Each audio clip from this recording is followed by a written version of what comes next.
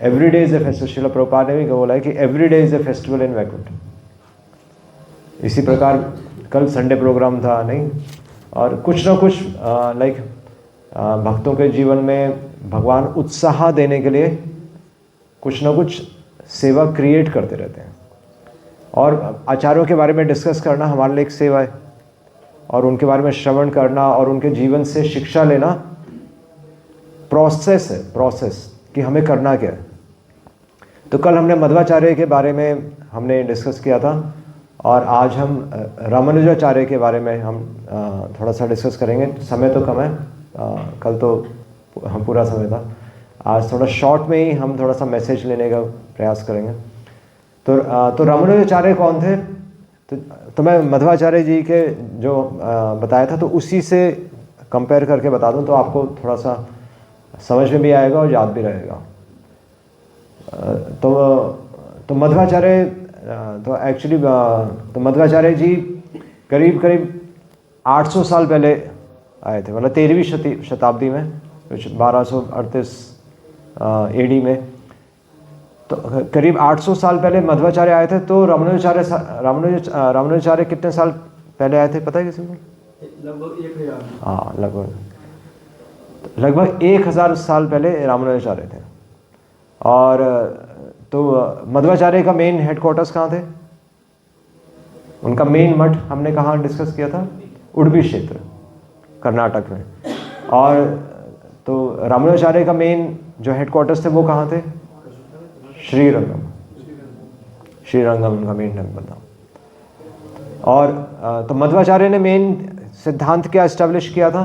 मैंने कल हमने डिस्कस किया था द्वैतवाद, द्वैत कि आत्मा और परमात्मा अलग अलग है, और आत्मा हमेशा परमात्मा पर निर्भर करती है। तो रामानुजाचार्य ने भी यही सिद्धांत, तो उनका भी वैष्णव सिद्धांत थी, बल्कि 4 वैष्णव संप्रदायों में रामानुजाचार्य श्री वैष्णव संप्रदाय से आते हैं। मध्वाचार्य कौन से संप्रदाय से थे? ब्रह्म मध्वा गौड़ीय वैष्णव संप्रदाय। तो ब्रह्म संप्रदाय से थे, पर रामानुजाचार्य श्री संप्रदाय से थे। जिस प्रकार मध्वाचार्य ने बोला कि किससे भगवान विष्णु की प्राप्ति, तो सबका ध्येय, सबका उद्देश्य एक है कि विष्णु की प्राप्ति करनी। तभी 4 वैष्णव संप्रदाय हैं। 4 वैष्णव संप्रदाय यानी कि श्री संप्रदाय, रुद्र संप्रदाय, ब्रह्म संप्रदाय, कुमार संप्रदाय। 4 संप्रदाय जो कि पद्म पुराण में वर्णन है कि कलयुग में 4 वैष्णव संप्रदाय भगवान के नाम का प्रमाणिक रूप से प्रचार करेंगी। तो जिस प्रकार मध्वाचार्य ने बोला कि हनुमान जी या भीम के माध्यम से हम विष्णु की प्राप्ति कर सकते हैं, उसी प्रकार रामानुजाचार्य ने बोला कि किसके माध्यम से हम विष्णु की प्राप्ति कर सकते हैं, नारायण की प्राप्ति कर सकते हैं? श्री यानी कि लक्ष्मी जी, महालक्ष्मी। तो स्वयं महालक्ष्मी के माध्यम से हम विष्णु की प्राप्ति कर सकते हैं। सिंपल। प्राप्ति किसकी करनी है? विष्णु की, नारायण की। ये बिल्कुल स्पष्ट है। और बल्कि चैतन्य महाप्रभु ने बोला कि चैतन्य महाप्रभु ने उसको और आगे जो वास्तव में भगवान के इस धरातल में आने का उद्देश्य जो था तो प्रेम अवतार, चैतन्य महाप्रभु ने बोला कि राधा कृष्ण की हमें प्राप्ति करनी है ना। वही कृष्ण, वही विष्णु, वही नारायण, और जो महालक्ष्मी है वही स्वयं राधा रानी। तो राधा रानी के माध्यम से हम कृष्ण की प्राप्ति करते हैं। तो चीज़ें वही सेम चल रही हैं, बस उसको अलग अलग तरीके से प्रेजेंट किया जा रहा है, या फिर उसका थोड़ा सा उसमें थोड़े से डिफरेंसेस हैं, ज़्यादा डिफरेंसेस नहीं हैं। तो अलग अलग समय पे अलग अलग आचार्यों ने भगवान को प्राप्त करने का अलग अलग प्रोसेसेस दिए हैं। ऐसा हमें लगता है कि अलग अलग प्रोसेसेस हैं, पर उनका सिद्धांत एक ही है, और प्राप्ति विष्णु की ही करनी है, या कृष्ण की ही प्राप्ति हमें करनी है। और तो उसका तो उनके पार्षद अलग अलग हैं, उनके पास टाइम्स अलग अलग हैं। तो जिस प्रकार मध्वाचार्य स्वयं किसके, वायु के अवतार थे, नहीं? तो रामानुजाचार्य किसके अवतार थे? रामानुजाचार्य के बारे में आता है कि रामानुजाचार्य क्योंकि बहुत ही प्रोमिनेंट पर्सनालिटी थे, 16 वर्ष की उम्र में उन्होंने सारे वेद शास्त्रों का मास्टरी कर ली थी।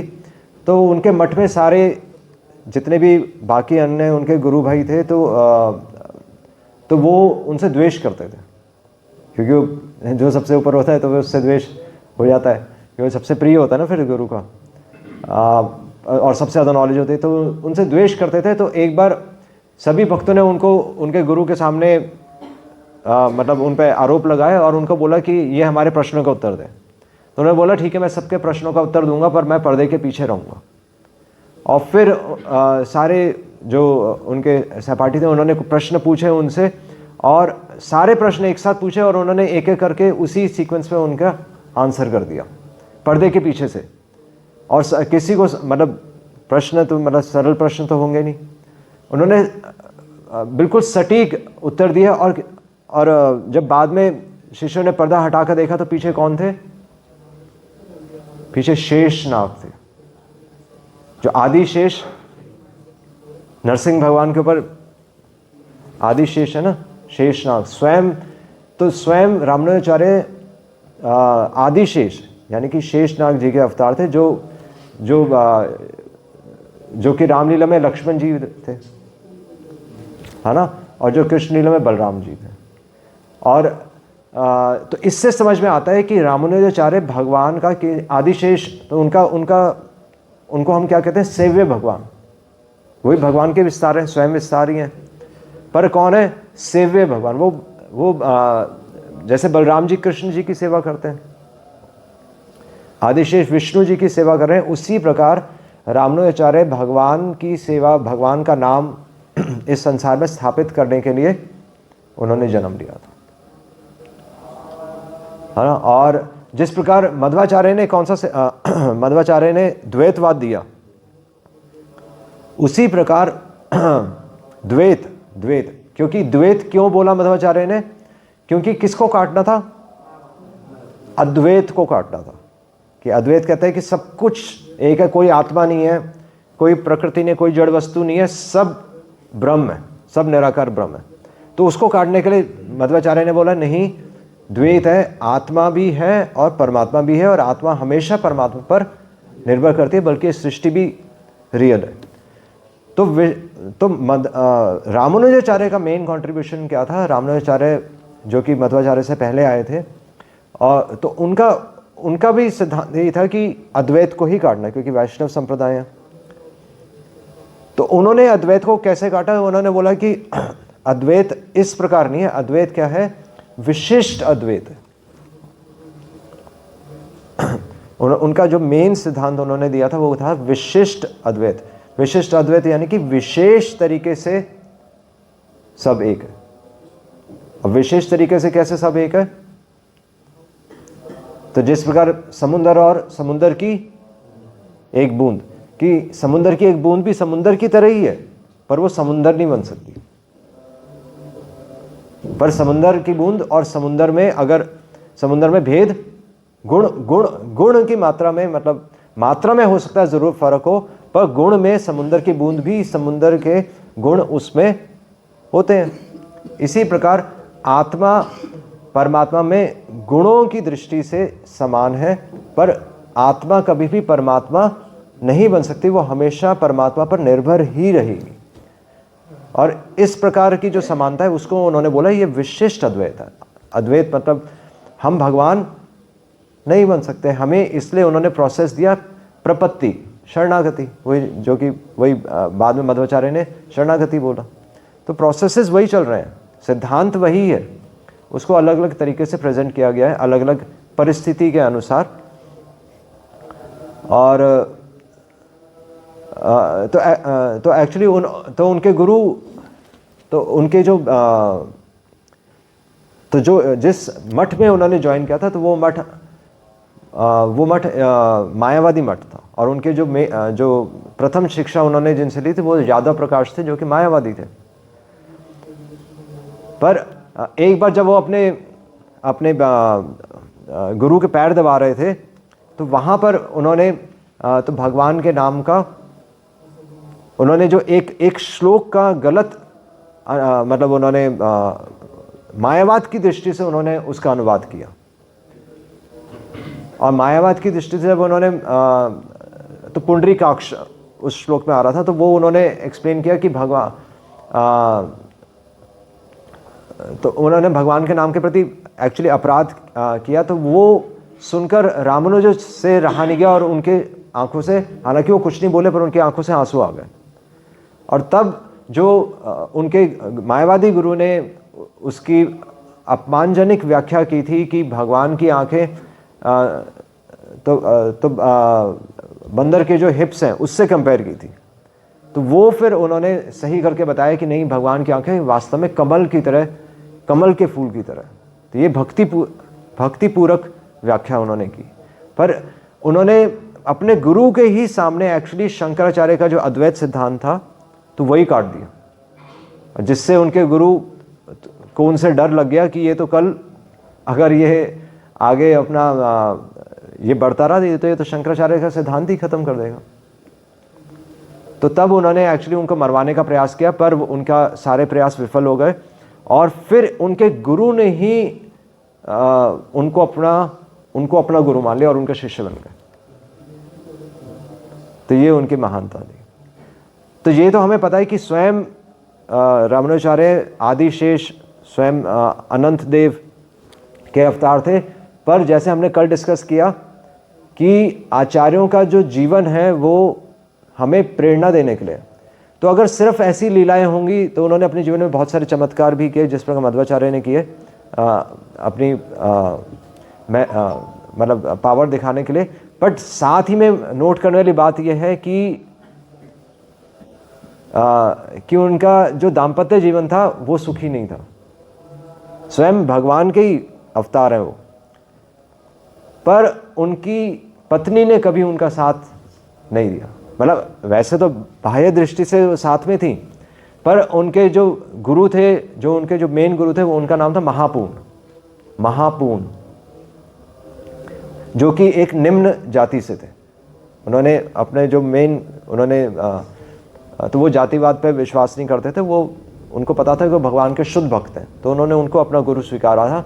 तो उनके गुरु जब उनकी गैर हाजिरी में उनके घर पे आए तो अब तो उनकी पत्नी को तो पता ही था कि इनके गुरु हैं, तो उन्होंने उनको भोजन परोसा, उनका आदर सत्कार किया, पर क्योंकि वो अंदर से उनको एक्सेप्ट नहीं कर पाए क्योंकि वो निम्न जाति के थे। और 1000 साल पहले तो जाति की तो मतलब कितनी वैल्यू होती होगी, बल्कि हरिदास ठाकुर जो 500 वर्ष पहले जब उनकी लीला है, तो हरिदास ठाकुर को तो जगन्नाथ मंदिर में ही जाने नहीं दिया जा रहा है ना। तो 1000 साल पहले तो जाति की कितनी इम्पोर्टेंस महत्वता होगी। तो वो तो उनकी वाइफ उनको एक्चुअली हृदय से एक्सेप्ट नहीं कर पाई, तो उन्होंने उनको आदर सत्कार किया, उनको खिलाया पिलाया, पर जब वो चले गए तो घर को गोबर से लेपा उन्होंने उस जगह का स्पेशली। और बल्कि जो उनका उच्चिष्ट था, तो रामानुजाचार्य जब वापस आए तो उन्होंने तो उनको पता चला कि उनके गुरु आए थे। उन्होंने बोला कि मेरे को उनका उच्चिष्ट ला कर दो, तो उनकी पत्नी ने बोला वो तो मैंने फेंक दिया। और जब उन्होंने देखा कि उन्होंने उस जगह को गोबर से धोया है तो उनको बहुत दुख हुआ। और जब उनको दुख हुआ तो वास्तव में मतलब 17 साल की उम्र में उनकी मैरिज हो गई थी, बट 30 वर्ष की उम्र में ही फिर उन्होंने इस घटना के बाद उन्होंने कहा कि मैं अब और सहन नहीं कर सकता, क्योंकि इन्होंने भगवान के भक्तों का ही अपमान कर दिया। और तब उन्होंने संन्यास ले लिया, और तब वो एक्चुअली उन्होंने संन्यास आश्रम एक्सेप्ट किया। और फिर वो जब उन्होंने भगवान के नाम का प्रचार किया तो वो यतिराज कहलाए, मतलब किंग ऑफ द सन्यासी थे। उनके 6000 सन्यासी डिसाइपल्स थे। तो भगवान जीवन में शिला प्रभुपाद के जीवन में भी ऐसे ही चल रहा था। शिला प्रभुपाद के जीवन में भी, हालांकि शिला प्रभुपाद हम कहते हैं कि भगवान के शक्ति वेश, भगवान ने उनको शक्ति दी पूरे विश्व में प्रचार करने के लिए, पर शिला प्रभुपाद की पत्नी ने उनके भगवत गीता की जो उनकी कमेंट्री थी उसको बेचकर चाय और बिस्किट खरीद लिए। तभी शिला प्रभुपाद घर से निकले और फिर शिला प्रभुपाद ने इतना बड़ा मिशन एस्टैब्लिश किया। तो कुछ कुछ चीज़ें भगवान अरेंज करते हैं जीवन में, और ऐसा भी नहीं कि सारी चीज़ें बिल्कुल अनुकूल चल रही होती हैं, कई बार कुछ निर्णय लेने पड़ते हैं। पर इम्पॉर्टेंट यह है कि भगवान का मैसेज ज़रूर हमें समझना चाहिए कि जीवन में हम भक्ति कर पा रहे हैं या भक्ति नहीं कर पा रहे हैं। अगर भक्ति नहीं कर पा रहे तो कुछ निर्णय लेना पड़ेगा। और भक्ति कर रहे हैं तो अच्छी बात है, कर रहे हैं, करिए भक्ति। तो उनके जो मेन गुरु थे वो महापूर्ण थे, और उनके 4 शिक्षा गुरु थे। और उन्होंने एक्चुअली तो उनके जो मेन शिक्षा गुरु थे वो यमुनाचार्य थे, यमुनाचार्य। उनका वर्णन भगवत गीता में भी श्रील प्रभुपाद ने यमुनाचार्य का एक श्लोक लिखा है। तो यमुनाचार्य उनके मेन गुरु थे, और जो कि उनके हेडक्वार्टर्स थे श्रीरंगम में ही। पर उस समय जो रामानुजाचार्य थे तो वो अभी कांचीपुरम में थे। और तो वो एक्चुअली यमुनाचार्य को अपना गुरु एक्सेप्ट करना चाहते थे, और वो उनसे इसलिए मिलने के लिए उनके पास जा रहे थे। उनको पता चला कि उनकी तबीयत एक्चुअली ख़राब है। तो जब उनसे मिलने पहुंचे तब तक उन्होंने अपना शरीर छोड़ दिया था। अब भगवान की अरेंजमेंट ऐसी थी कि जब उन्होंने अपना शरीर छोड़ा तो यमुनाचार्य के बारे में आता है कि उनकी जब उन्होंने अपना शरीर छोड़ा तो उनकी 3 उंगलियां बंद थी। 3 उंगलियां बंद थी, तो कोई समझ नहीं पाया कि उनकी 3 उंगलियां बंद क्यों। तो रामानुजाचार्य जब वहां पर गए तो उन्होंने वहां पर तो वो तो उनको अपना गुरु पहले से ही स्वीकार कर चुके थे। और गुरु स्वीकार करना केवल ऐसा नहीं कि किसी ने माला दे दी, गुरु स्वीकार करना यानी कि वो उनको पहले से जानते थे, उनकी शिक्षाओं को समझते थे। और ये प्रमाण आता है कि कैसे समझते थे। तो जब उनकी 3 उंगलियां बंद थी, किसी शिष्य को समझ में नहीं आया कि उनकी 3 उंगलियां बंद क्यों हैं।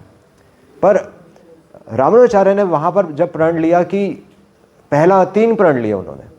पहला प्रण लिया कि तो वेदांत सूत्र पर उन्होंने कि मैं वेदांत सूत्र पर, ब्रह्म सूत्र पर भाष्य लिखूंगा, जो कि हमने कल भी डिस्कस किया था। प्रस्थान त्रय 3 चीज़ें ज़रूरी होती हैं किसी भी परंपरा को एस्टैब्लिश करने के लिए। वेदांत सूत्र यानी कि उपनिषदों पर कमेंट्री, दूसरा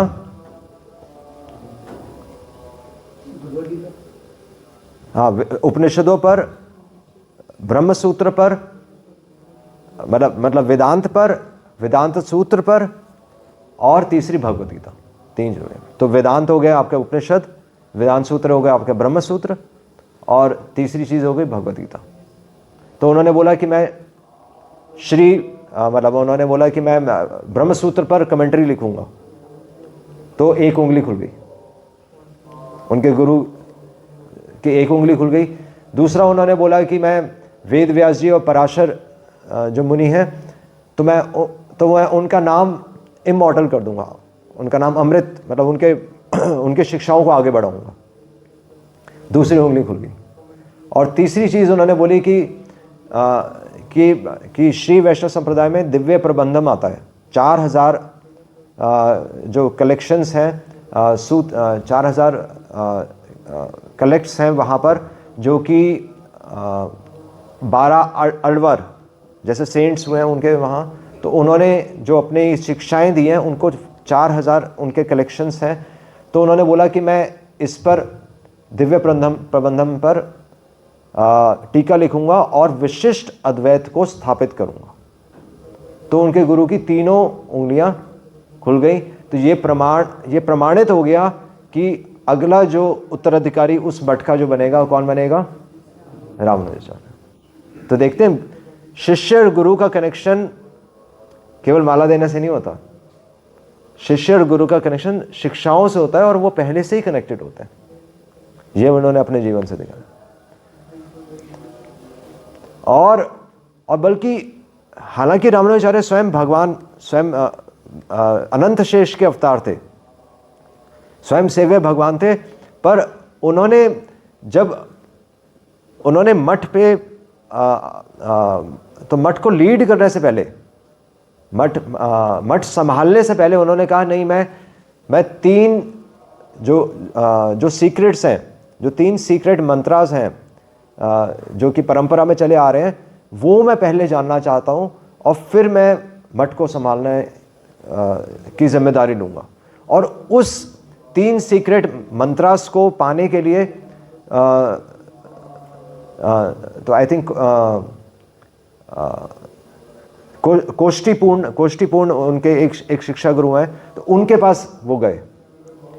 और तो ऐसा नहीं कि वो गए और उन्हें वो सीक्रेट मंत्रास उनके गुरु ने दे दिए। तो क्या हुआ, किसी को पता है? नहीं, उससे पहले क्या हुआ? वो अपने शिक्षा गुरु के पास जा रहे हैं, मतलब अभी ये स्थापित हो चुका है कि मठ के उत्तराधिकारी यही होंगे, है ना। उन्होंने बता ही दिया, पर सबको सब कुछ पता है। उनके जो शिक्षा गुरु, उनको पता ही होगा कि वो अनंत शेष के अवतार है। मतलब उनको तो उनके बारे में पता ही, मतलब ये नहीं पता होगा कि अनंत शेष के अवतार हैं, बट एटलीस्ट उन्हें ये तो पता ही होगा कि वो भगवान के द्वारा एम्पावर्ड पर्सनैलिटी हैं। तो उनके गुरु ने जब पहली बार उन्होंने अप्रोच किया अपने गुरु को, शिक्षा गुरु को, कोष्टिपूर्ण को, तो उन्होंने देने से मना कर दिया। दूसरी बार गए, उन्होंने देने से मना कर दिया।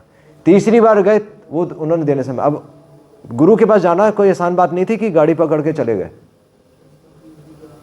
वह हजारों किलोमीटर दूर गुरु मतलब वो दूर रहते होंगे, और वो हर बार जाते थे और हर बार वापस भेज देते थे उनको। 18 बार तक वो जाते रहे, उनके गुरु ने उनको वापस भेज दिया। और फिर उनके गुरु ने उनको एक्सेप्ट किया, और फिर उनको वो 3 सीक्रेट मंत्रास बताए। तो ये क्या दिखाता है? ये दिखाता है कि शिष्य को प्रयास करना होता है, क्योंकि गुरु, ये सिद्धांत दिखाता है कि गुरु अगर शिष्य को मंत्र दे देता है तो शिष्य उसकी वैल्यू नहीं करता, जो कि हम अपने जीवन में देख सकते हैं। और रामानुजाचार्य जैसे, जो कि स्वयं अनंत शेष के अवतार हैं, वो अपने जीवन से दिखा रहे हैं कि शिष्य के अंदर कितनी प्रगाढ़ इच्छा होनी चाहिए कि नहीं, मुझे चाहिए। अब वो ये नहीं सोच रहे कि मुझे मठाधीश बनना है, वो ये सोच रहे हैं कि मैं दूसरों का बेनिफिट कैसे करूंगा, बल्कि अपने जीवन से, अपने आचरण से दूसरों को सिखा रहे हैं। इसलिए उनको आचार्य बोलते हैं, आचरण से ही सिखा रहे हैं ना। और जब उनको वो सीक्रेट मंत्रास दिए, तो उनके गुरु ने बोला, देखो किसी और को मत बताना, किसी आम व्यक्ति को मत बताना, और किसी दूसरे को तो बताने का सवाल ही पैदा नहीं होता। तो जैसे ही उनको पता चला, तो वो मठ के बाहर गए, और मठ के बाहर जाकर उन्होंने, वो ऐसा कहते हैं कि उन्होंने मंत्र बताया, पर एक्चुअली उन्होंने मंत्र नहीं बताया। उन्होंने बोला कि मुझे भगवान के धाम जाने का मार्ग पता चल गया, और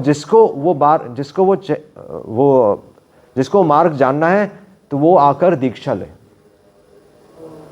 सीधा उन्होंने मंत्र नहीं बताया, ऐसा अलग अलग वो स्कूल्स ऑफ थॉट हैं कि उन्होंने सीधा मंत्र नहीं बताया था, यानी कि उन्होंने अपने गुरु का निरादर नहीं किया था, पर उन्होंने हाँ ये मार्ग जरूर बताया था कि मैं तुम्हें वो मंत्र दूंगा।